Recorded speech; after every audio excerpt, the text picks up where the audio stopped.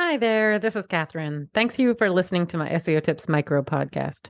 So, before we get into today's SEO tip, I just wanted to share with you the ways you can support the podcast if you're enjoying all the tips and finding them useful. So, you can send me a donation at buymeacoffee.com/Catherine W. Ong, O-N-G, and that's Catherine with a K.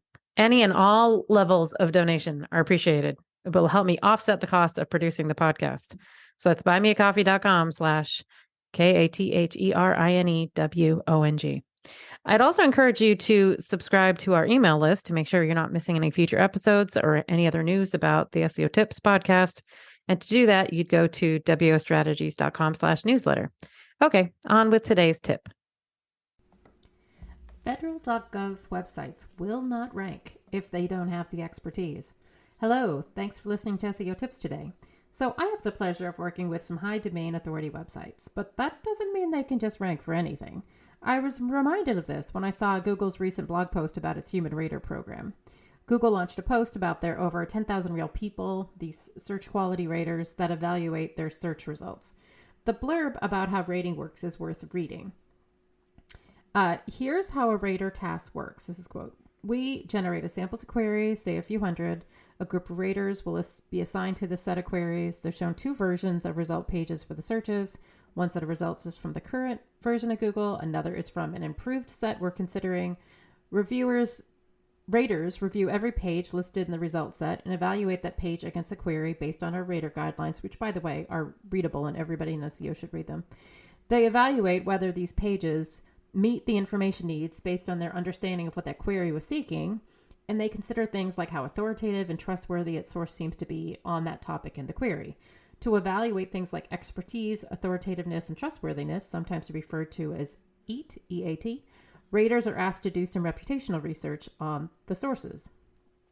They highlight that they evaluate the subject matter expertise per subject, per author. Quote, to understand if the author has subject matter expertise, a rater would do some online research to see if the author has cooking credentials, has profiled or been referenced on other food websites, or has produced other great content that has garnered positive reviews or ratings on recipe sites, end quote. And this is part of the reason why I looked at the specific recipes published by the USDA Choose My Plate program. They have a My Kitchen section which has recipes on it, and none of them are ranking. None of them are ranking for the specific topic the recipe is about. Now, many of the recipes are written by the State Cooperative Extension Service. That's who they've referenced as sort of the author. And while as a former 4-H'er, I am super fond of the Cooperative Extension Service because it directly supports the 4-H program, but they can't compete with Alton Brown's expertise as a chef. And their recipes don't have a bio of the person at the State Cooperative Extension Service who wrote the recipe, just in case that person happens to be an amazing chef. And don't get me started with the fact that those recipe pages don't use recipe schema markup, which is basically a requirement for ranking in recipes. Because currently, Google displays Google schema markup recipes at the top with all of the additional photos and markup that you get when you put the schema in place, with a View More button that allows the user to keep pushing the rest down as you perpetually see just more recipes that have the markup in place. Literally pushing down every other recipe page that does not have the markup on it. Implementing recipe schema has been shown in multiple case studies to increase the organic traffic to sites. Google published a case study of how Rakuten's Home Chef recipe service increased its results through implementing schema.org starting in 2014, 4 years ago. And they reported that traffic to recipe pages increased 2.7 times, while the average session duration also increased by 1.5.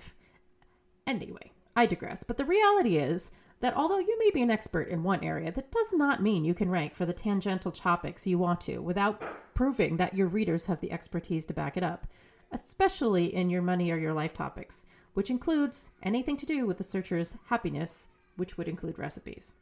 And in case you're worried, while I think everyone writing copy for sites should be aware of the Google Human Rater guidelines and the training guide they use for their work, their feedback is not used in real time, and that was reiterated in Google's post. Quote, once raters have done the research, they then provide a quality rating for each page, but it's important to note that this rating does not directly impact how this page or site ranks in search. Ratings are a data point that, when taken in aggregate, helps us measure how well our systems are working to deliver great content that's aligned with how people across the country and the world evaluate information, end quote. In the case of USDA recipes, obsessing back with that for a second, they did not consider their competition. Their competitors have polished recipe sites with high quality photos, clear and easy to find bios of the chefs, schema markup in place that allows those ingredients and time to cook and reviews and photos potentially displaying in search results.